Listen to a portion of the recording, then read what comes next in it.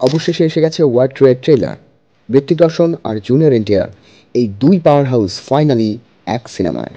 আর trailer দেখেই প্রথম যে কথাটা মাথায় আসে, এটি খুব বড় কিছু হতে যাচ্ছে। আজকে বাংলা ব্লিসে চলুন দেখি ট্রেলারটা কেমন লাগলো আর আমাদের আশা নিরাশা কোথায় দাঁড়াচ্ছে। ট্রেলারটা শুরু হয় একটা গীতা শ্লোক দিয়ে। এরপরে ঋত্বিকের এন্ট্রি একদম ধামাকা। গোস্ট ক্যারেক্টারে ঋত্বিককে আগের থেকে অনেক বেশি গম্ভীর আর হ্যান্ডসাম লাগছে।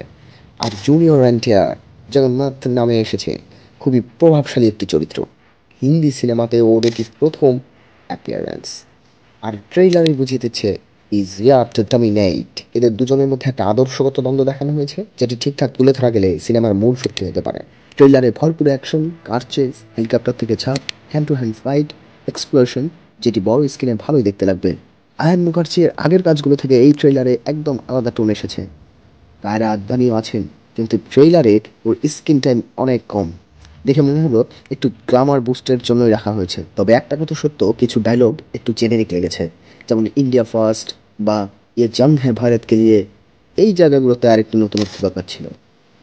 তবে সব মিলিয়ে ট্রেইলার দেখে মনে হচ্ছে এটা টাইগার বা পাঠানের মতো একটা বড় বাজেটের স্পাই ইউনিভার্স মুভি হতে যাচ্ছে।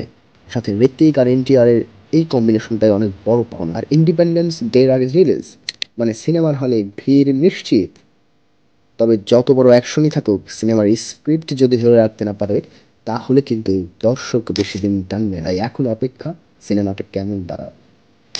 এই ছিল বাংলা ব্লিসের ছোট্ট ট্রেলার রিভিউ। কমেন্ট করে জানিয়ে দাও ঋত্বিক নাকি এনটিআর, কার দিকে তুমি। আর ভালো লাগলে লাইক সাবস্ক্রাইব তো আছেই। দেখা হবে পরের কোনো ভিডিওতে। আল্লাহ হাফেজ।